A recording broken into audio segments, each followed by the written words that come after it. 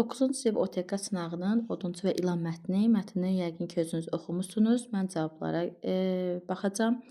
Mətndə bu barədə məlumat var. Odunçu ilanla qarşılaşanda həmişə qorxu hissi keçirir. Xeyr, bu su verəndən sonra qarşısında ilanı görəndə bəli qorxu hissi keçirir, amma bu ilk dəfə olan görəndə deyil. Yəni həmişə qorxu hissi keçirmir. İlan sancmasaydı oğlan onu balta ilə vurmazdı. Xeyr, oğlan onu balta ilə vurandan sonra ilan onu sancır. Odunçu ilanla eyni gündə 2 dəfə qarşılaşır. Bəli. Bir dəfə su verib gedir, sonra qaydanda ilanı görür yolun üstündə, görür ki, ona qızıl gətiribdi. Bəli, bir gündə 2 dəfə qarşılaşmışdı. Oğlan ilana süd aparmaqdan bezir. Xeyr, əslində oğlan tamahkarlıq eləyir. Odunçu oğlana ilanla ehtiyatlı olmağı tapşırır. Xeyr, elə bir şey yoxdur. Venn diaqramında yanlış fikir. Odunçu və oğula aid fikir. Odun satmaqla varlanır. Xeyr, odun satmaqla varlanmır. Bu səhv fikirdir. İlanla bağlı əhvalat digər şəxsə, yəni oğluna danışdı. İlana süd verir, bəli, hər ikisi. Sonra tamahının qarşılığı həyatı ilə ödəməli olur. Bəli, düzdür, oğul canı ilə ödədi. Atasının tapşırıqlarla qırdığı odunu şəhərdə satır. Elə bir fikir yoxdur. 1 ilə 5, yəni səhv fikirdir.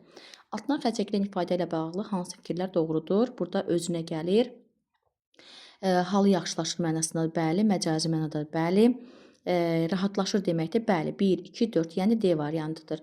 Mətndə nəyin səbəbini müəyyən etmək mümkündür? İlanın dilinin çıxarmasını bəli, susuzluqdan dili çöldə qalmışdı. Odunçunun kasıb olması da yoxdur. Odunçu peşəsini seçməyin səbəbi yox idi. Odunçunun meşəyə getməsinin səbəbi var idi, bəli, odun qırmaq üçün. Baltadan istifadə edilməsini, bəli, çünki odunları qırmaq üçün baltadan istifadə edilir. 1, 4, 5, yəni D variantıdır. Mətnə əsasən doğru fikirləri müəyyən edin. Odunçunun mərhəməti onun varlanmasına səbəb olur. Bəli.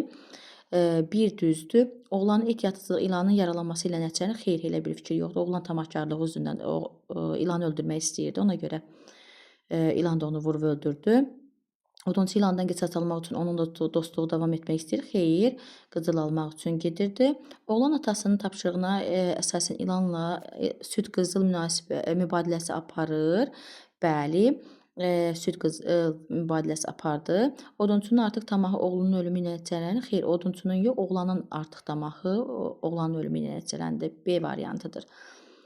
Sonra mətndə əsas fikirlə səsləşən nümunələri müəyyən edin.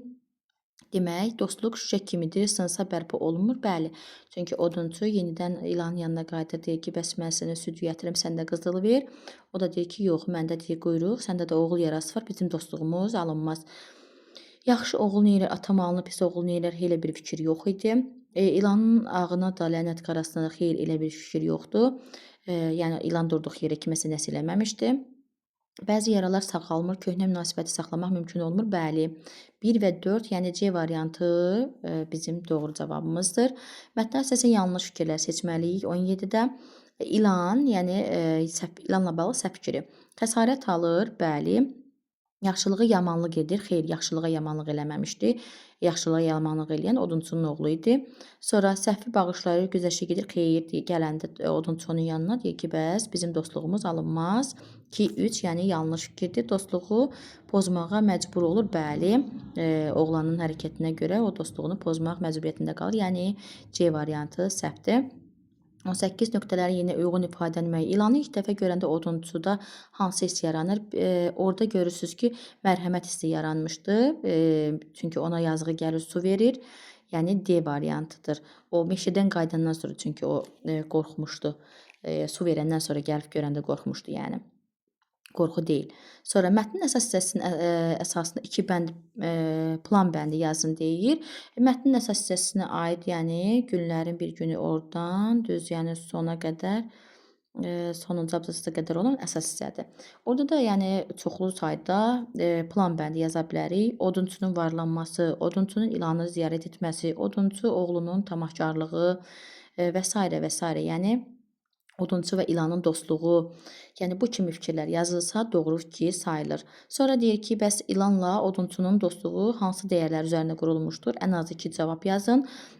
Demək, odunçunun mərhəmətli olması və ilanın yaxşılığı itirməməsi məhz bu dəyərlər üzərində onların dostluğu qurulmuşdur.